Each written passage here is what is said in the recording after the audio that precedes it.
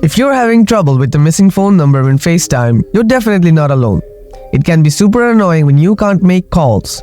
This issue might pop up because of your account settings, a software glitch, or even some network hiccups. But don't worry, I'm here to walk you through some straightforward solutions to help you get your phone number back in FaceTime. Let's dive right in. Solution 1. Delete and re-add numbers for FaceTime and iMessage. First, open your settings. Next, tap on Apple ID. Then go to Sign In and Security. Here, you'll see if your number says unavailable for iMessage and FaceTime. If there's no number showing at all, you can try adding one. But if your number is there, tap on it. After that, select Remove from Account.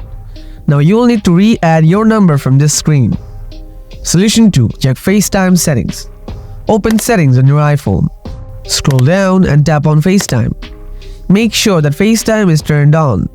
Check under You can be reached by FaceTime to see if your phone number is listed.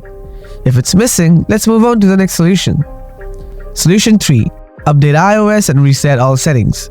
If you're using an updated version of iOS, it might mess with FaceTime. Open Settings, tap on General.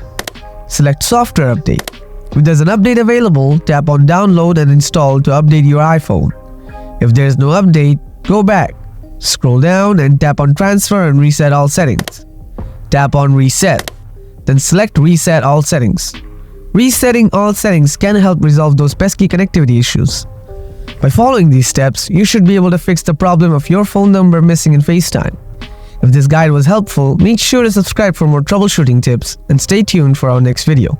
Thanks for watching.